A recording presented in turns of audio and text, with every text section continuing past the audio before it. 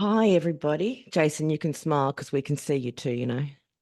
Today we have Jason and Anthea Smith. I've only met them twice when I've been down to Canberra for the Parliamentary Friends of MND. But these two, I would say, are MND warriors. So you've got to want to listen to what they have to say.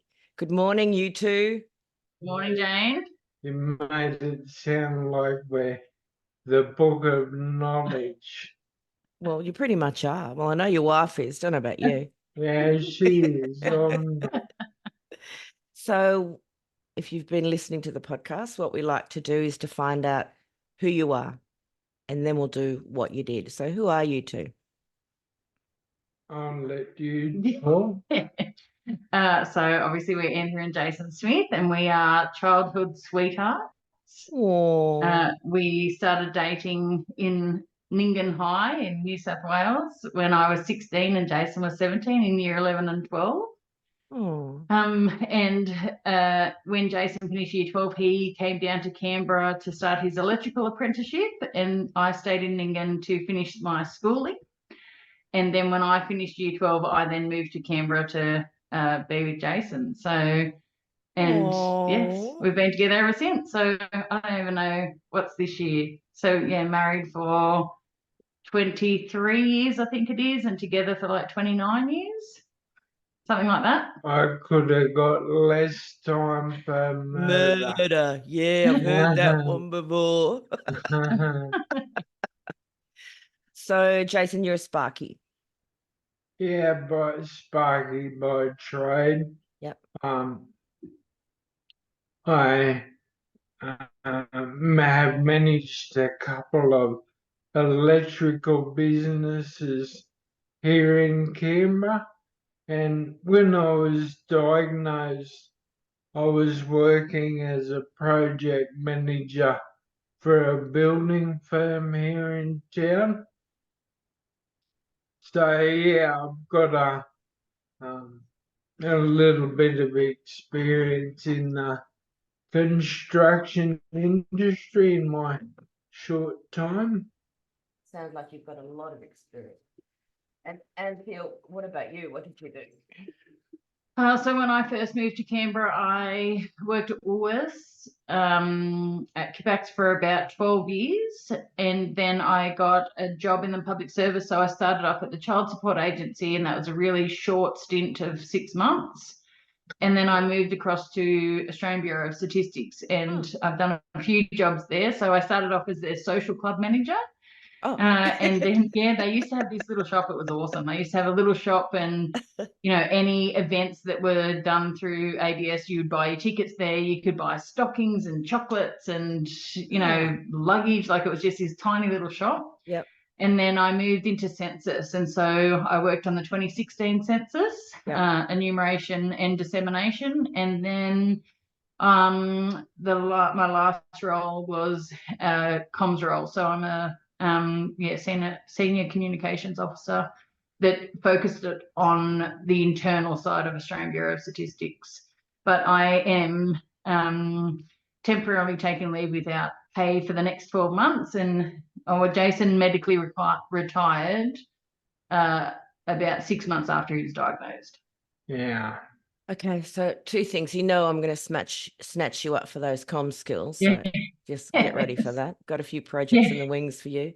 So, Jason, when were you diagnosed? The 31st of October 2017 at about 4 o'clock in the afternoon. You don't forget that date. None of us forget it. We can all tell the date and the time. Yeah. And what had been the lead up to you getting to that point? So, what was happening with your body?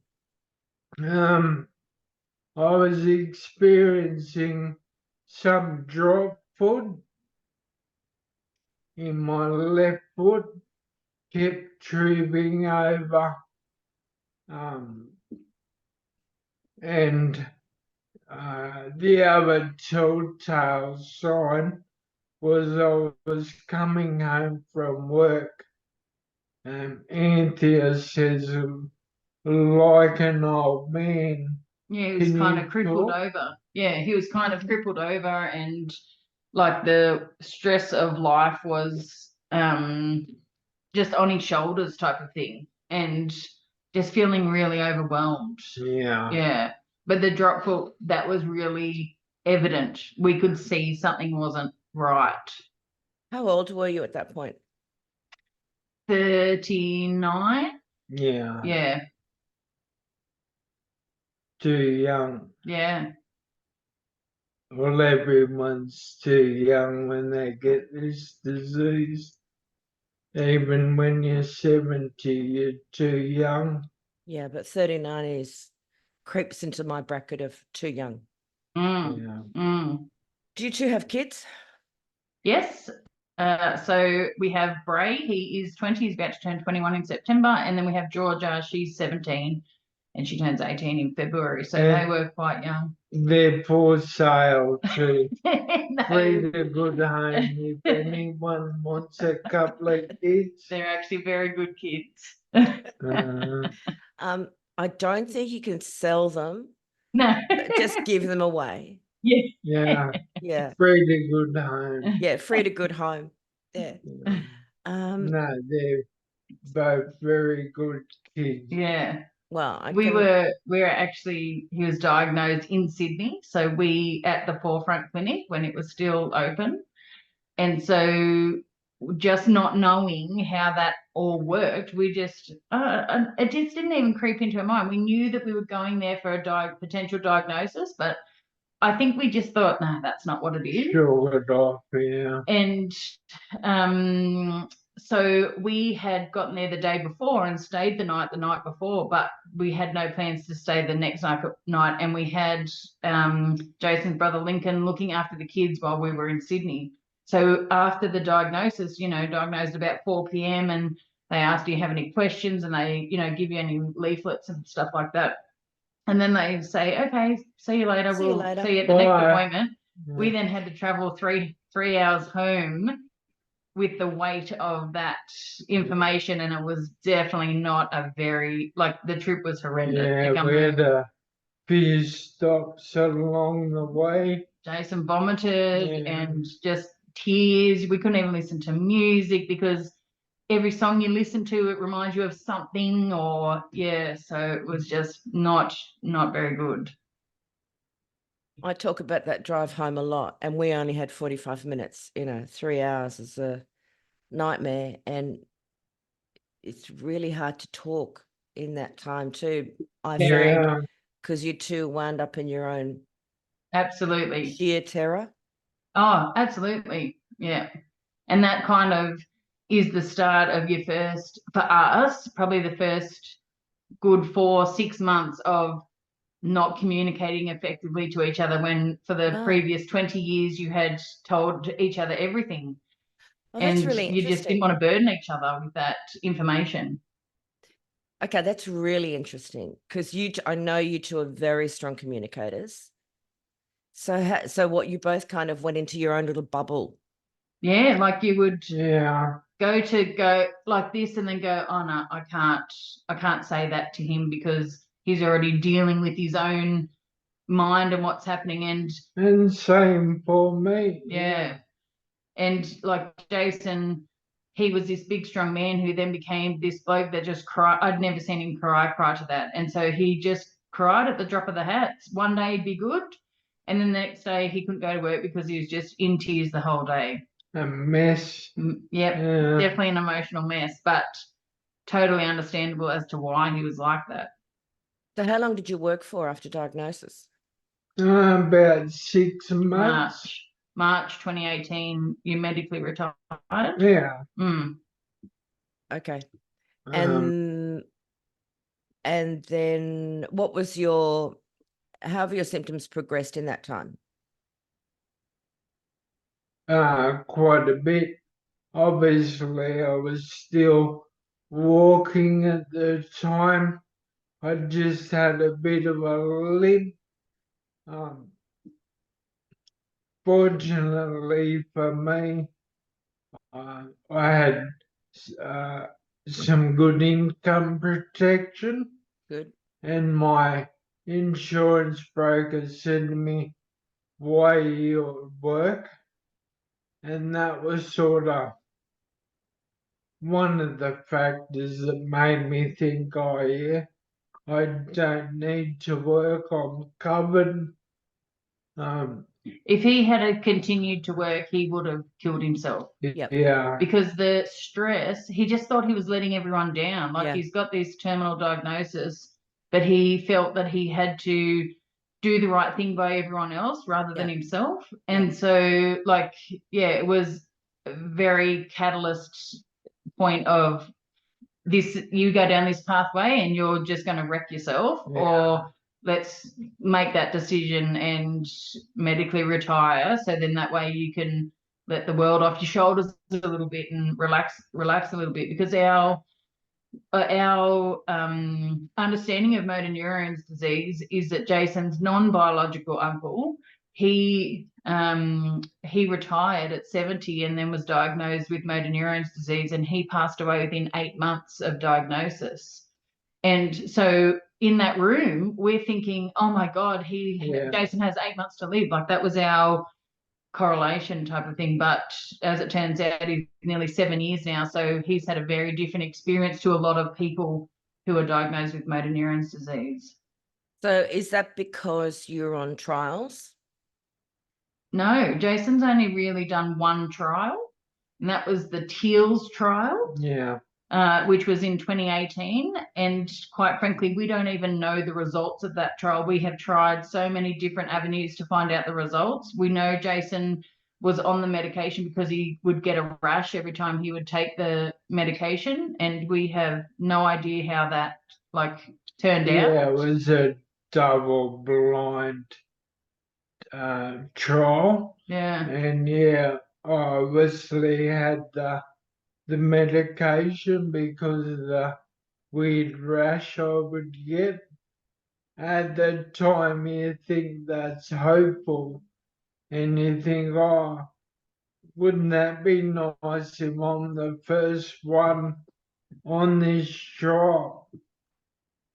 But yeah, here we are 5 or 6 years later, still don't know the results from that.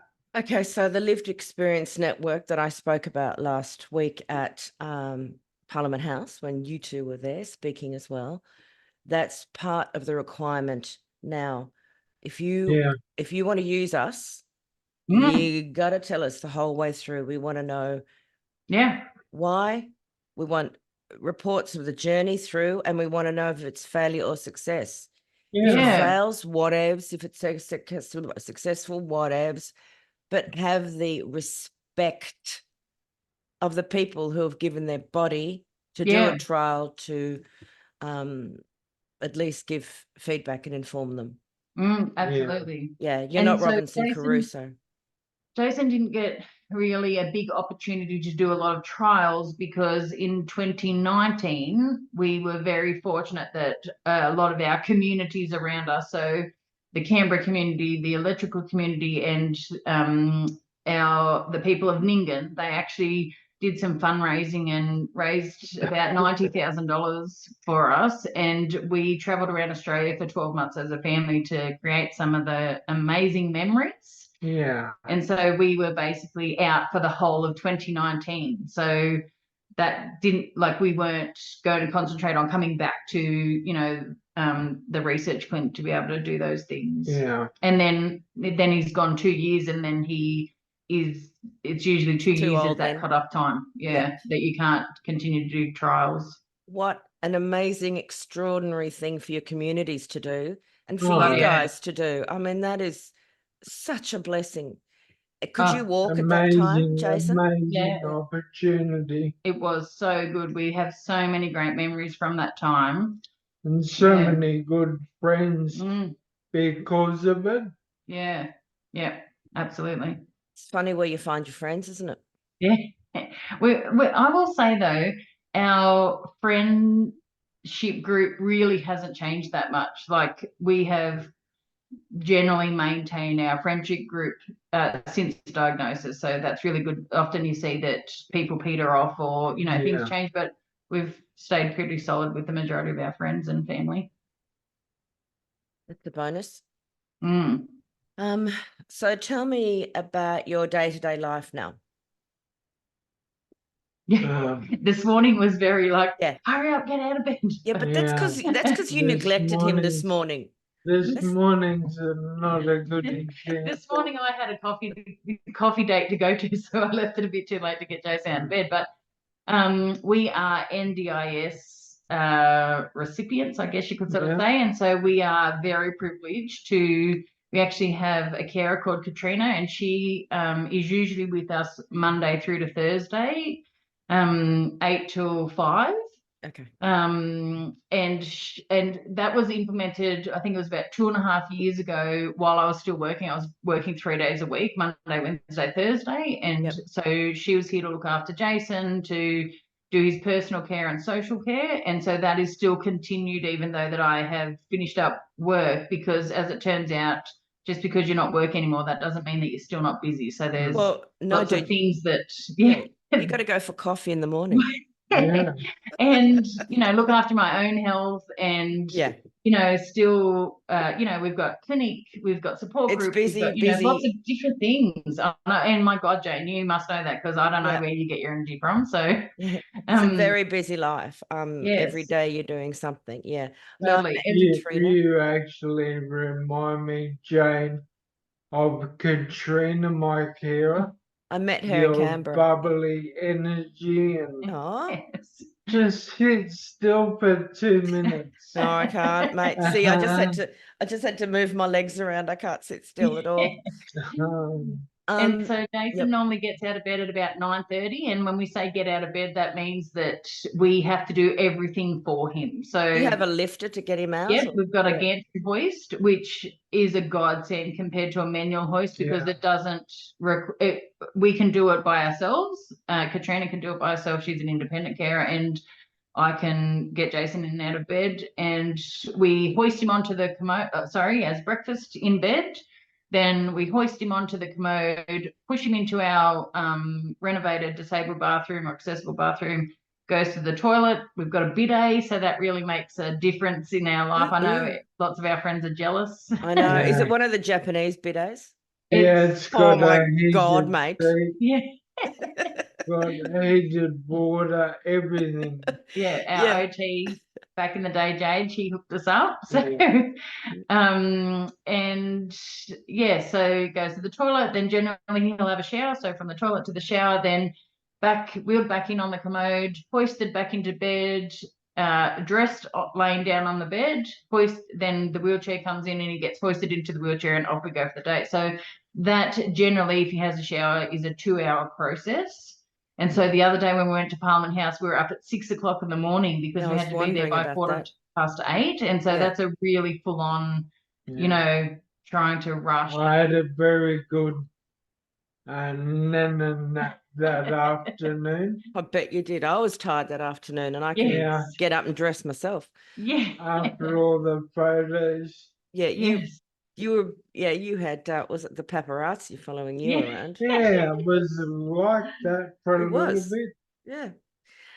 Yes, and so then usually what happens is either we've got appointments to attend or phone calls. So it could be to our support coordinator, or it could be to anyone at the MND clinic. We might have MND clinic people like physiotherapists or OTs or dietitians, speeches. They will come here and visit us at our house. Or Jason might need to go to the podiatrist or see the GP. So there's lots of different appointments. Katrina and him often go to Bunnings, and I'll stay at home just to have a bit of a breather. I'm going to Bunnings this afternoon. Yes. I just bloody love Bunnings. Yeah. Or they might go out for a pub lunch. That's nice. Yeah, just depending on the day. Mm. We love a sneaky pub lunch, particularly when it's got a open fireplace in the winter. Yeah. We can sit there for hours. Mike Schneider is the CEO of Bunnings, and yeah. he obviously they support Fight MND. Mm. Yeah. And actually he's the chair of the Fight MND board. And when I first met him, I said, "Do you want to know how I spent my first year of my widowhood?" And he said, "Yeah." And I said, "Shopping at Bunnings." Yes, it's just an easy place to browse. It's I love weird. I feel like I've been almost creating a bit of a nest of tools and stuff that I know when I'm gone, Anthea might need. It's weird, No, but it's not weird. I bought big toolboxes and tools and saws, and I don't know if she'll ever use them. Have you bought But her Big a fun. have you it's bought her a something drill? weird that I've found myself doing for some reason. I get that. Have you bought her a drill? There's everything. There's Good, because yeah, a drill to me was very important. I think I totally understand why you're doing that, because you're doing everything within your power now to look after her. yeah, Mm. Yeah. And I totally get that. yeah. So why is your MND so slowly progressing? I think that's a very good question, because something that I keep thinking about is Jason hasn't ever done the genetic testing, because we didn't ever want to find out if our kids were, you know, susceptible to that. Yep. And yeah, I don't know. I feel like one of the things that he did really early in the journey, when coming back to that lack of communication in that first, 4 to 6 months, was that we did get onto the social worker through the ACT MND clinic really quickly, because I didn't have the tools to be able to help and support him during this time frame. And as I said, he became this, was really strong, big man who I'd never seen cry, and then he was just weeping the whole time. And so I basically pushed him into a pretty strong bit of character. Pushed him into going to see the social worker, and he fought kicking and screaming.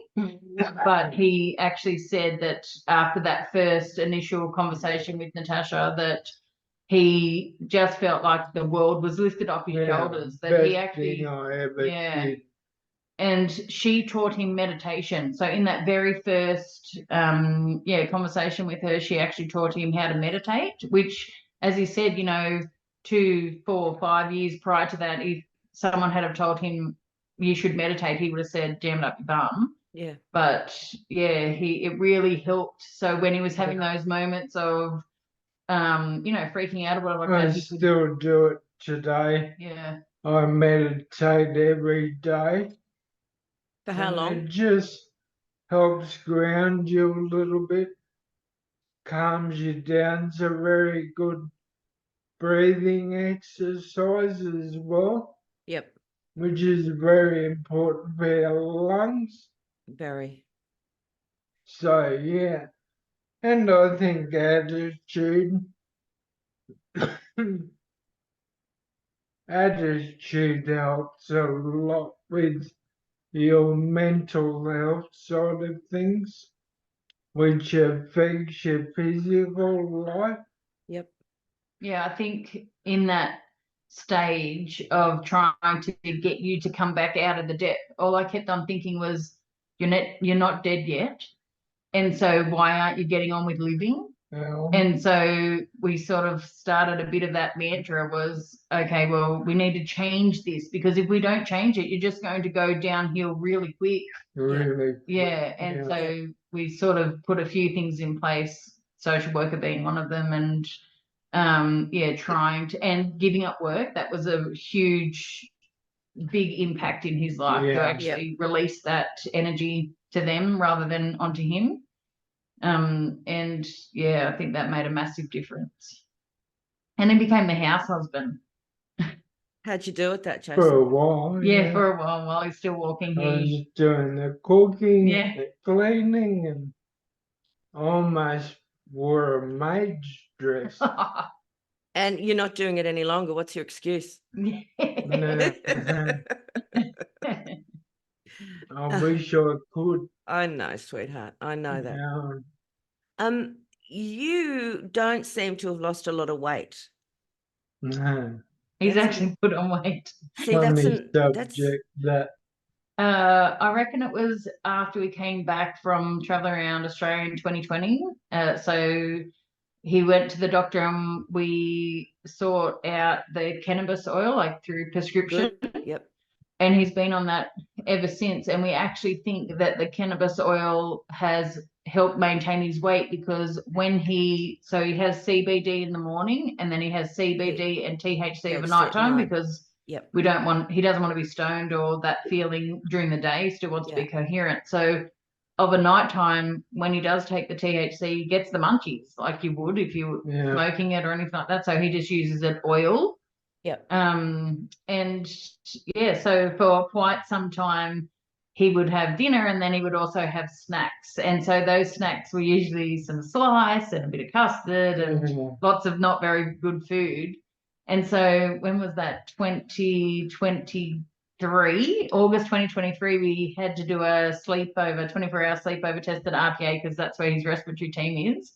And we said, oh, while you're here, any chance that we could weigh him, because he was being hoisted at that point in time. Yeah. And he had put on, I think, 15 kilos. Yeah. So he was already... he was, I think you were on average about 130, 135 kilos, like when you were still walking. And then he was up to 152 kilos. And we're like, holy moly. Anyway.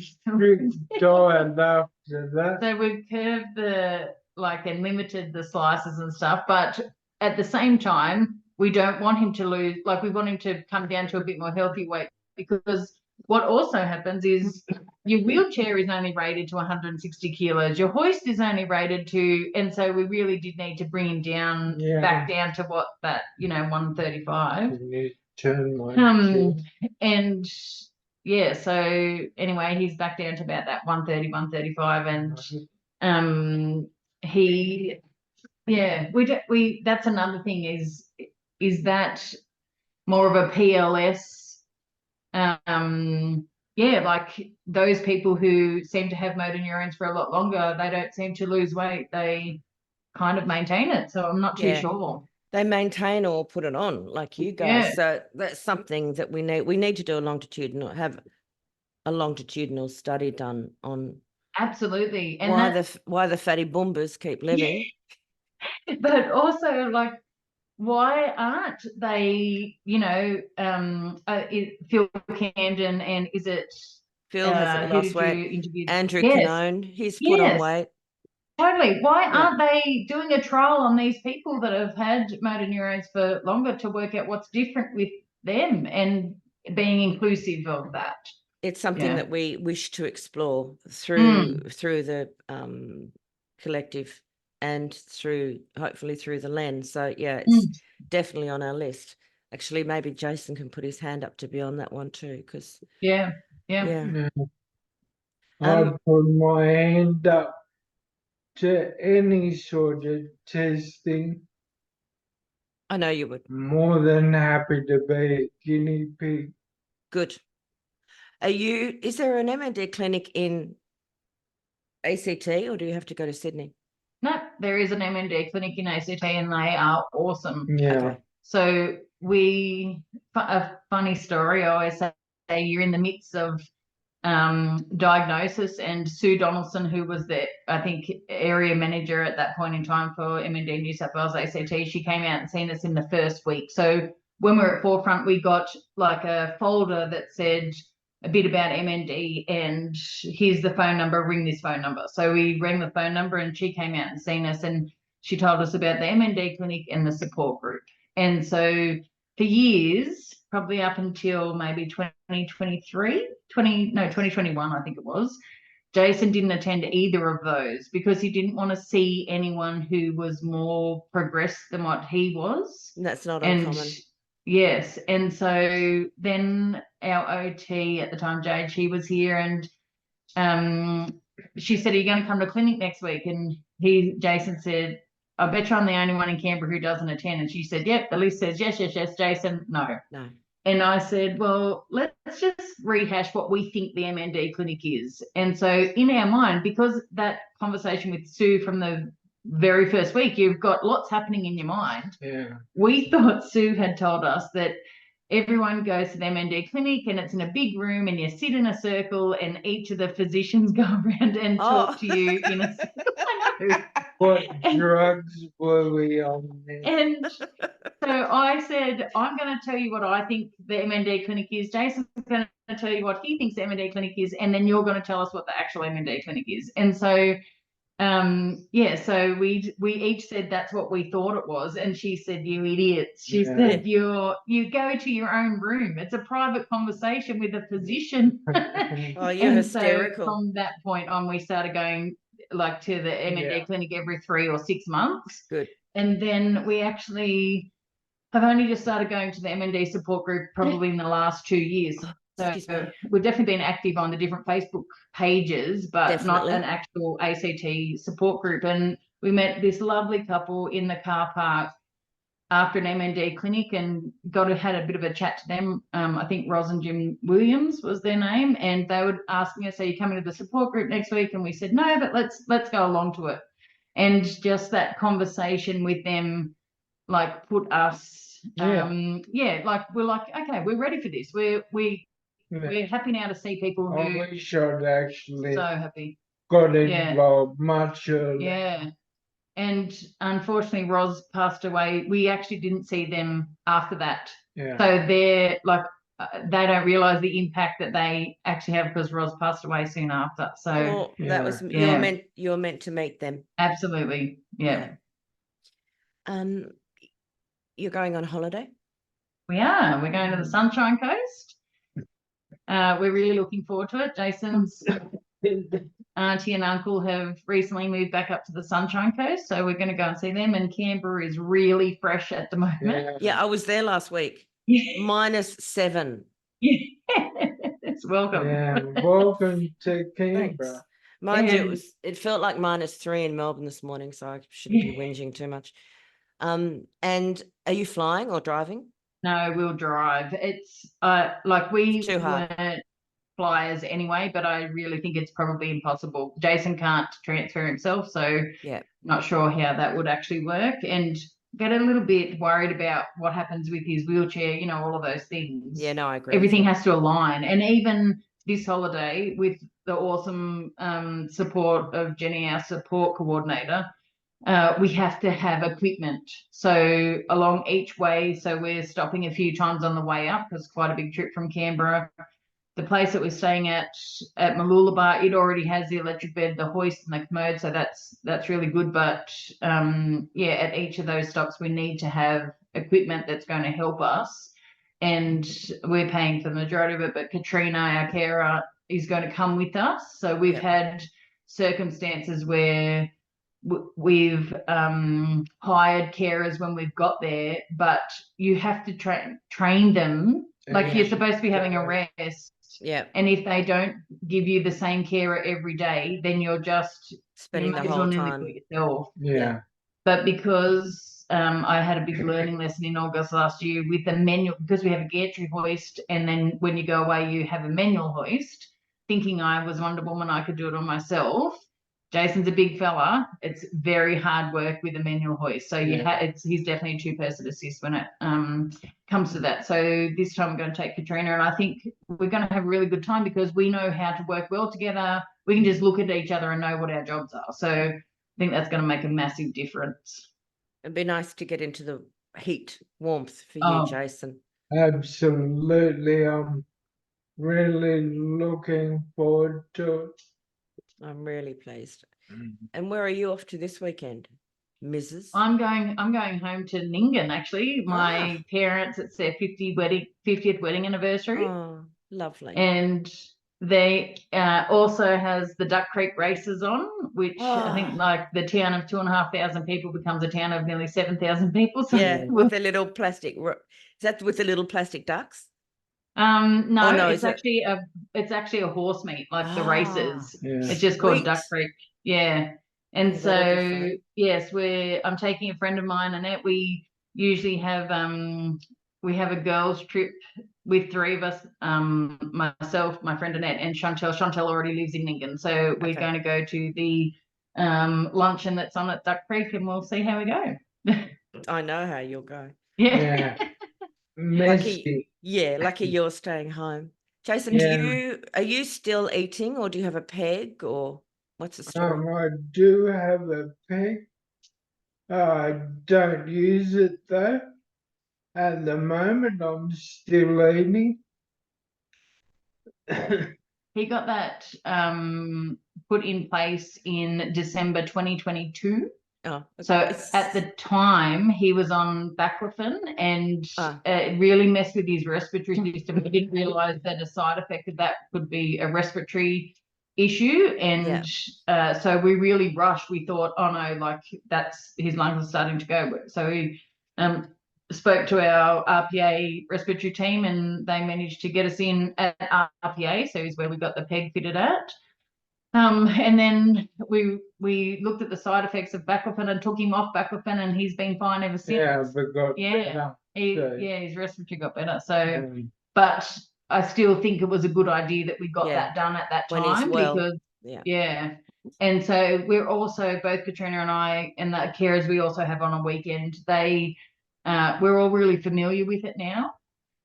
Although we did just have a mishap on Friday. He had his Oh peg my changed. God, I read about that. Yes, and so I feel like we had heard a few of these stories before, and so we knew what could go wrong. So I think we were well prepared for it. And because you've had the peg for so long, we're comfortable with it now. I think if it had been the first peg change, we might have freaked out. But okay, so for those who don't know the story, just run through it. yeah, so Jason went to have his peg changed, which gets changed every 6 months, on Friday, and they were able to successfully take the peg out, but they weren't able to put the new peg back in. So Jason sometimes gets muscle spasms in his tummy, and as they were going to push the peg back in, his muscles were spasming, which was stopping it from going back in. And so the nurses tried for a good 2 hours, and 2 hours is the time frame of where you can work on it before you need to call an ambulance. And so they did manage to put a catheter in to hold the track open. We called an ambulance at about an hour and a half in, and the ambulance arrived at about the 4-hour mark. Yeah. Yes, and the nurses were having to leave it kind of at the same time to continue with their nursing duties that they needed to do. And so then the ambulance picked him up, and when we got to the hospital, or when Jason got to the hospital, there was a doctor there that said, oh yeah, I'll just leave him on the stretcher, I'll try and put it back in. And so just I leave him had there. the peg. So what I would recommend is in future that the peg goes with your loved one, so that at least if someone is there, and it can be done really quickly. Just move my little dog. That that instead of me waiting for triage for 30 minutes for them to say just go through, that it could have been done and dusted. It was a junior job. But what we really appreciated was it was the Ambo's last trip for the day, and so they said, hey, well, if it's going to be so quick, we may as well wait around, because the ambulance station's only about 3 minutes from home. And so they said, well, no use in taking you off the stretcher, we'll just take you home. And so it was really good. So he was home started at about 12 o'clock and got to the hospital at 4, and you were home by 5. So it was a long day. It was a long day for you. You hadn't eaten. A long day. But overall, we kind of resigned to the fact that not everything runs smoothly. So we don't have our hopes up high that, oh yeah, this is going to work. We always consider that something's going to go wrong. What will you do differently next time? Next time we would not do the change at lunchtime, because what happens with Jason, and we haven't heard if it happens to anyone else, is that when he gets hungry, his peg actually pulls in. So it must be the muscle spasming is kind of happening. So and as soon as I eat, those spasms go away, almost immediately. Yeah. Okay. All right. So I would probably suggest that maybe he does it earlier in the morning. So before he's eaten, because you've got to allow a bit of, I think it's 1 or 2 hours before you can change your peg after you've eaten. Yeah, so probably in the morning, I reckon we would change that too. And not on a Friday, because that's the other thing. So through our support groups, you're right. Let's go like this. Through the different support groups and stuff like that and trying to gap fill. So whenever you have a hospital stay or need to go to hospital, we've been finding that where's our help? Like you feel a bit like you don't know who to turn to because the MND clinic is separate to the hospital. We're not with in-home palliative care yet. Yeah, so who are you supposed to turn to? And so we've been listening to some of the advice of who, what, where, but we didn't need to connect with anyone on Friday. But it does make it difficult because a lot of people sometimes don't work Fridays, or you don't have that connection if something does go wrong. A lot of the hospital staff, as good as they are, they lack knowledge with MND patients. They do. So things like transferring are quite a rough experience in hospital, simply because they don't understand how delicate you are. Yeah, like all through here, Jason's lost the muscles all through Yeah. here. So if they go to lift an arm up, they're just sort of lifting it up like that instead of being a bit more softly. And I also think because Jason's a bit of a bigger fella, he doesn't look like he's got muscle wastage. Yeah. And so they think he can move his arms. They think he can move his legs. Like he doesn't display what you typically think someone with motor neurons looks like. Yeah, it's not uncommon. Sorry, my turn to cough. Yeah. And that's another project that you'll be working on with myself and Natalie. Yeah, right. Getting the information together so that it can be taken to the hospital. Because if no one's there who knows, then at least we can educate them on the spot. Yeah, absolutely. Can I ask you a question, Joe? You may ask me whatever you want, Jace. What did you think of our meetings at Parliament House last week? I was happy with it, Jason. I thought that the turn up was really good. I thought that we were listened to. I mean, there were 85 people in the room. I think it's really important that you keep talking every year. I'm trying. Yeah. But no, it's not that you try, you do. Yeah. I thought last week, I left there feeling hopeful. Yeah. We, that's what we said to Claire Sullivan when we met her at Modown MND is that, Jason had an invite the previous 2 years through David Ali, the previous CEO, and we think it's really important that Jason still attends. We live in Canberra anyway, so it's not a problem, but it's really important for those people in that room to see someone who is progressing with MND, because the sad fact is that those people 9 times out of 10 that do speak at Parliament House or are on those videos, they pass away. And in Jason's instance, when he spoke in 2023, the other 3 people who were interviewed or spoke, they passed away within 3 to 6 months.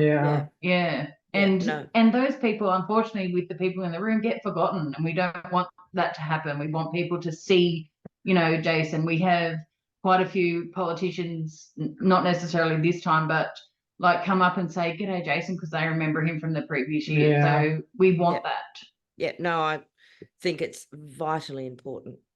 And you do a great job. And Jason has this extraordinary wheelchair where he can push a button and it just rises. So he can look above the entire room. It's fantastic. It's amazing. Otherwise, I'm looking up at at all the time. End up getting a sore neck. And not only that, Jason, you need to be higher for the position of power. That's right. Yeah. Are you on NIV Yeah. Yeah. at night We only? So you've been on that for quite some time. And so again, another experience that we had was MND clinic in ACT is fantastic. We cannot talk about them fondly enough. But once you go outside, our experience is once you go outside of that clinic and then go to someone within the ACT, your experience is not as Yeah. good. Yeah. And so his first respiratory experience was probably the worst appointment we have ever had in our MND journey. We left that going, what the hell? And he was prescribed CPAP, which wasn't the right machine. And No. so then, because we were doing 6 monthly visits to Forefront Clinic in Sydney, we were having a bit of a conversation with those guys, and they said, well, why don't you use our respiratory team?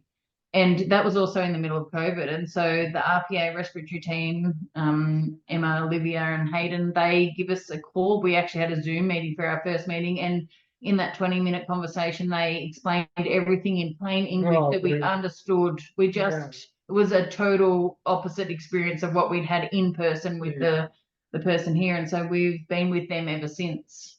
And they're world-renowned respiratory team for MND patients. So why wouldn't we stay with them? Well, exactly. Yeah. Now,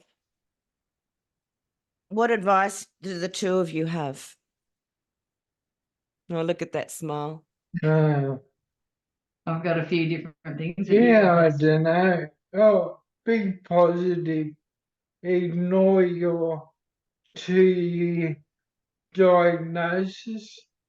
Throw that out the window if you can afford it. Go and tick off your bucket list items. Learn how to meditate. Yeah.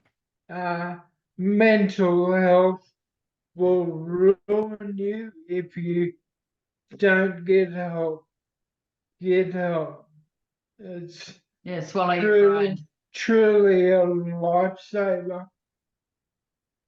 Early intervention with everything. NIV, physios, social work, OTs. Get in a wheelchair before you need it. Conserve your energy. I think I go communicate. Yeah. I think like a lot of the support groups that I attend, you can hear, and in particular, the wives who have MND, they are across everything. They're willing to accept help. They've got the carers in. They're doing all the stuff. Their husbands are off having a great time because they know that they've got the support in place. The wives are falling apart. The carers who are wives are falling apart because the husbands are so goddamn stubborn and won't release their pride and think that their wives or their loved ones have to be responsible for every aspect of their care. Amen, sister. And it's ruining the mental health of their loved ones because they won't release any of that. And so, we've gone through that. I get we're very different in the sense that we've had time. So like I think about your journey, Jane, and people like you, 10 months, the wheels just must have been spinning. Like you wouldn't have been able to catch up with your, no, I can't. Yeah. No, you can't. But yeah, communicating. The other thing is, if you do have access to an MND clinic, is you lean into what they're saying. So we learnt probably about that 3-year mark. So they may have been slightly suggesting, have you thought about a wheelchair yet? And Jason be like, no, I'm not having a wheelchair. But what they're trying to actually do, especially if you're an NDIS recipient, or even if you need to use FlexiQuip or whatever the means are, is they're trying to get you to realize that you're going to need this soon. This is the next step. And we need to start the process now of trialing, choosing, purchasing, so that then when the time comes that you've got it. Yeah. Because that's something that up until about the 3rd year, we weren't connecting the dots with. And since then, we've leaned in to whenever they've made suggestions and actually listened. starting to say, tell me more about that, so that we have the information and the knowledge at hand to make an informed decision. about the next step moving forward. So we're definitely very open with that. Again, we are the lucky ones because we get that help from the NDIS. I feel so bad and sick in the stomach for people over 65 who don't get the help that they need. It's a pretty poor effort on the government's behalf for that. Yeah, and we keep asking them about it, but it's falling on deaf ears, isn't it? Oh, so Oh, yeah. falling. Yeah. Mm. Yeah. Something does have to be done. And just my final go before your wife feeds you and washes you and does all the things she neglected to do this morning. Bet you haven't even had your meds, have you? He has. Yeah, I have. Oh, bonus. His coffee is still sitting in the bedroom though. Oh, and that's what's wrong. I That's haven't what's had a wrong. coffee. God. What's your reaction to what Mr. Shorten said about the new pathway to NDIS for MND? Do you Be want me- nice. Yeah, do you want me to be nice? No, I want you to be honest. Um, Well, you I can be thought nice, it but was an atrocious answer. I think Bill Shorten is so far out of his league, it's not funny. I don't think he addressed our question. Because that question was about how are you going to speed up plan meetings for those who are already waiting for the last 4 months for that initial conversation. So he didn't actually answer that question. Yeah, because he pretty much kept blaming the previous government. yeah, Now, that's what they all do. to me, yeah, exactly. It's not about politics. It should be This is above politics. bipartisan. Yeah. You've been in that job for 3 years now, Bill. It's got nothing to do with the last government. Stop playing politics and get on with helping us. I think what he was saying in regards to the pathway, if it works, then that's great, because the idea of actually kind of having a package pre-prepared for those with motor neurones so that you don't have to go through this rigmarole like what we've done. And we've had to nearly fight for everything that we have gotten through NDIS because they keep saying no. So we escalate, but that's because we've got a backbone. But I think it's good. And you asked the question too about, is there KPIs? And his response was, No. MND Australia will tell us that. So there are no KPIs. Yes, I also think it's really important that we as MND society, that we are telling those people who are newly diagnosed on our Facebook forums or whatever, where they can find this information, because as we know, not everyone goes down the same pathway of diagnosis and the information that they received. Like, we were lucky, we had given this pack. But we know people here in ACT that they were diagnosed through a neurologist or MND and didn't even know MND Australia existed or MND New South Wales ACT existed. So I had 2 calls over the weekend from people who'd just been, one was diagnosed in April of this year and still nothing. nothing. What? Someone told them what to do, and with it that day they'd been contacted. But that's 2 families. Yes. And so that was our connection to knowing that we needed to join the NDIS. Yeah. And so I wanted to have reached out to MND Australia to say I couldn't myself find this information that talked about the pathway. So if we can find that information so that we can spread in our community that this is what's happening, so that when you do hear that someone has been diagnosed, that you can actually tell them, hey, if you do have a plan, a support worker or whatever the pathway is that they should know that information anyway. But if you don't, then this is the policy that needs to be followed. Because if you don't know about it, you can't do anything about it. Mm. Just quickly, one of our members, whom you mentioned before, is going to write down the words that Mr. Shorten said the other day, so that when he goes for his review, he's just going to put Mr. Shorten's words there and say, but I don't have to do it. Look what your boss said. Yes. Yeah. So in Yes. fact, if I can get that clip of the video and you can just submit with your NDIS reviews, that'd be Yeah, helpful too. Check We- out my Facebook. Yeah, It's on there. we did Yeah. record his answers. Oh, good. Yeah. Yeah. Brilliant. Okay. Yeah. Mm. All right, my lovelies. Thank you, Jane. Yeah. Thank you so much. for So the good to see opportunity, you Jane. both. It's only a week ago, but hey, Yeah. Yeah. have an amazing holiday. Yes. Thank Yes, yes. you. Don't have Hopefully we'll see you again next year at Parliament House. Or at the It's- big freeze. Yeah. Fiona big McIntosh freeze. chat to Jason the other day and invited him along to the next year's Oh. big freeze. So Well, it's not a big freeze without me, so yeah, I'll definitely see you there. There you go. We can have a wine night together. That'd be lovely. And we really thank you, Jane, for all that you're doing in this space. You're definitely bringing the community together, and we really appreciate it. Yeah. and that's my plan, Stan. Mm. And it's working, which I'm Yeah, it is. It extremely really is proud working. of. Yeah. Yeah, you And should I be. wish you the best of luck with your hangover on Sunday, Anthea. I'm not even a drinker, so I'll probably only have one drink and I'll be off. That'll jobs. be- So she's a one-pot screamer. Yeah. Yeah.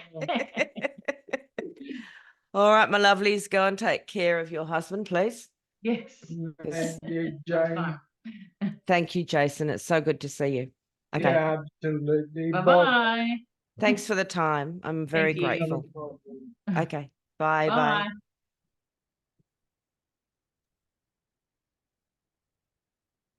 Yeah.